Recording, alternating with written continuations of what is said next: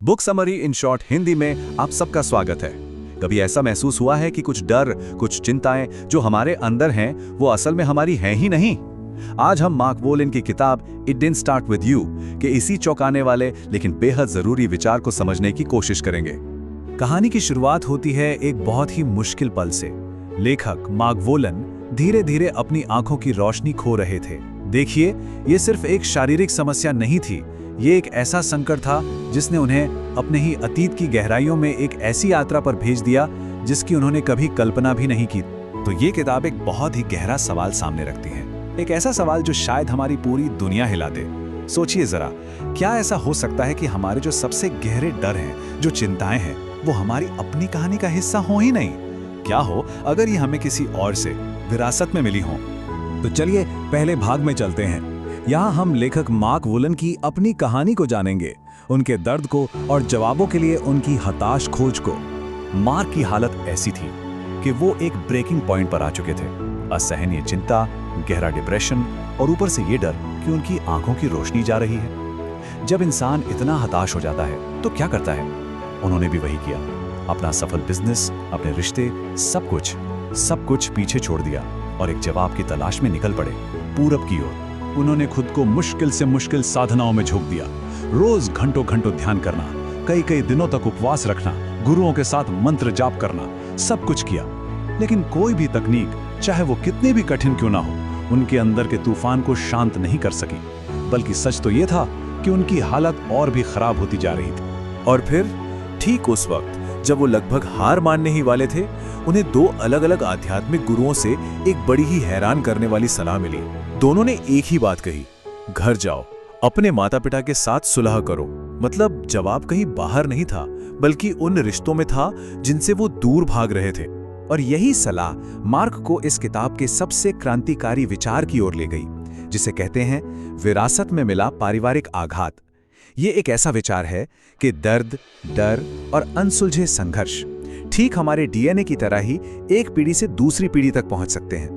जरा कल्पना कीजिए कि हम सब एक भावनात्मक विरासत लेके चल रहे हैं। जो डर और चिंताएं आज हम महसूस करते हैं, हो सकता है कि वो हमारी अपनी हो ही नहीं, बल्कि हमारे दादा दादी या परदादा परदादी के अनकहे दुखों की बस एक गूंज हो। ये एक इमोशनल ब्लूप्रिंट है जो अनजाने में हमें मिल गया है। तो सवाल ये उठता है कि हम इस छिपे हुए अतीत का पता कैसे लगाएं? लेखक के अनुसार इसकी चाबी हमारी अपनी भाषा में ही छिपी है। वो इसे कोर लैंग्वेज कहते हैं, यानी वो खास, कभी कभी बड़े नाटकीय शब्द जिनका इस्तेमाल हम अपने सबसे गहरे डरों को बताने के लिए करते हैं। यही शब्द हमारे परिवार के अनसुलझे दुखों का रोड मैप है। इसको समझने के लिए ग्रेचन का मामला देखते हैं, जो एक बहुत ही सटीक उदाहरण है। वो बहुत ज्यादा डिप्रेशन में थी और अक्सर आत्महत्या के बारे में सोचती थी, लेकिन उसकी कोर लैंग्वेज बहुत ही खास थी। वो कहती थी, मैं खुद को भाप बना दूंगी, मेरा शरीर सेकंडों में जलकर राख हो जाएगा। अब ये कोई आम तरह के शब्द तो नहीं है ना। जब मार्क ने उसके परिवार के इतिहास को खंगाला तो एक दिल दहला देने वाला सच सामने आया। ग्रेचन की दादी तो ऑश्विट्ज से बच गई थी, लेकिन उनके परिवार के बाकी सभी सदस्य गैस चेंबर में मारे गए थे।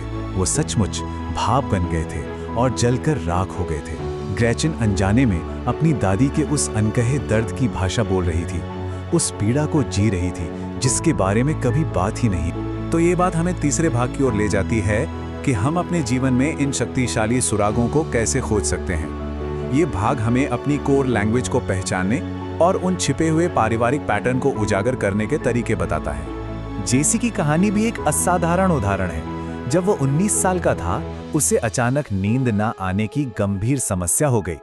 वो हर सुबह ठीक 3:30 बजे ठंड से कांपते हुए उठता था और उसे एक अजीब सा डर लगता था कि अगर वो वापस सो गया तो मर जाएगा। जब इस बारे में खोजबीन की गई तो पता चला कि उसके चाचा कॉलिन की मौत ठीक 19 साल की उम्र में ही एक बर्फीले तूफान में जमकर हो गई थी। जेसी अनजाने में अपने चाचा के आखिरी पलों को जी रहा था। तो इन पैटर्न्स को देखने के लिए लेखक एक टूल का सुझाव देते हैं, जिसे जेन ग्राम कहते हैं। ये एक साधारण फैमिली ट्री से कहीं ज्यादा है। ये एक तरह का विस्तृत नक्शा है जो पीढ़ियों से चली आ रही दर्दनाक घटनाओं को ट्रैक करता है, जैसे कि किसी की जल्दी मौत, कोई बीमारी या कोई बड़ा नुकसान, ताकि हमें कुछ छिपे हुए कनेक्शंस दिख सकें। एली के जीनोग्राम में एक चौंकाने वाला पैटर्न नजर आता है। 18 साल की उम्र से ही उसे पागल हो जाने का एक बहुत तेज डर सता रहा था। उसके जीनोग्राम से पता चला कि उसकी परदादी की बहन को ठीक 18 साल की उम्र में ही एक मानसिक संस्थान में भर्ती कराया गया था। और तो और उसकी परदादी भी 18 साल की ही थी जब उनसे गलती से एक आग लग गई थी जिसमें उनके बच्चे की मौत हो गई थी। अब देख रहे हैं, 18 साल की उम्र का वो दर्द 3 पीढ़ियों से गूंज रहा था और एली के डर के रूप में सामने आ रहा था। अच्छा, तो इन पैटर्न्स को पहचानना पहला कदम है, लेकिन हम इन चक्रों को तोड़े कैसे? तो भाग 4 इसी पर ध्यान देता है, हीलिंग के रास्ते पर। यहाँ हमें इन विरासत में मिले बोझ से खुद को आजाद करने के लिए कुछ प्रैक्टिकल तकनीकें मिलती हैं। इसमें एक बहुत ही खास तकनीक है जिसे हीलिंग सेंटेंस बनाना कहते हैं। अब ये सिर्फ कुछ शब्द बोलना नहीं है, नहीं, ये एक तरह का सचेत अनुष्ठान है। इसमें सबसे पहले हम अपने उस पूर्वज को और उनके दर्द को स्वीकार करते हैं, मानते हैं, फिर बहुत सम्मान के साथ वो भारी भावनाएं जो हमारी हैं ही नहीं उन्हें लौटा देते हैं, और आखिर में हम ये संकल्प लेते हैं कि हम अपनी जिंदगी को पूरी तरह जीकर उन्हें सम्मान देंगे, और यहीं वो चक्र टूट जाता है। शब्दों के अलावा कुछ प्रतीकात्मक रस्में भी गहरी हीलिंग में मदद कर सकती हैं, जैसे किसी पूर्वज के लिए एक मोमबत्ती जलाना या मन में एक सहायक शक्ति की कल्पना करना। ये छोटे छोटे काम हमारे अवचेतन मन से सीधे बात करते हैं। ये हमें पुरानी दर्दनाक आंतरिक छवियों को नई सहायक और सुकून देने वाली छवियों से बदलने में मदद करते हैं। और ये सब हमें आखिरी और सबसे ज्यादा सशक्त बनाने वाले भाग की ओर ले जाता है, अपनी खुद की एक नई कहानी लिखना। यहाँ सबसे जरूरी बात यह है कि ये काम दूसरों को बदलने के लिए नहीं है। हम अपने माता पिता को उनका अतीत मानने के लिए मजबूर नहीं कर सकते। जो असली हीलिंग है वो हमारे अंदर होती है। ये हमारे अपने नजरिए को बदलने के बारे में है, ताकि हम अपने परिवार के इतिहास के साथ शांति पा सकें, चाहे हमारे बाहरी रिश्ते कैसे भी हों। लेखक हमें याद दिलाते हैं कि अपने माता पिता के जरिए हम जीवन की एक अटूट धारा से जुड़े हुए हैं।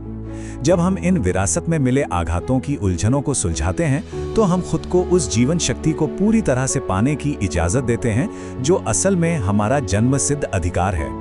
और शायद यही सबसे गहरा सबक है।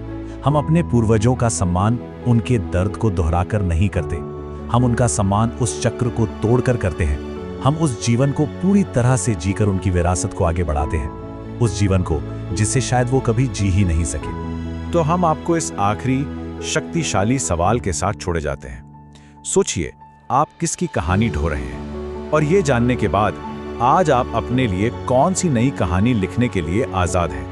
It didn't start with you की इस गहरी समझ के लिए हमारे साथ जुड़ने के लिए आपका बहुत बहुत धन्यवाद। ऐसे ही विचारों को उजागर करने वाली और भी बुक समरी के लिए book summary in short Hindi को फॉलो करना ना भूलें।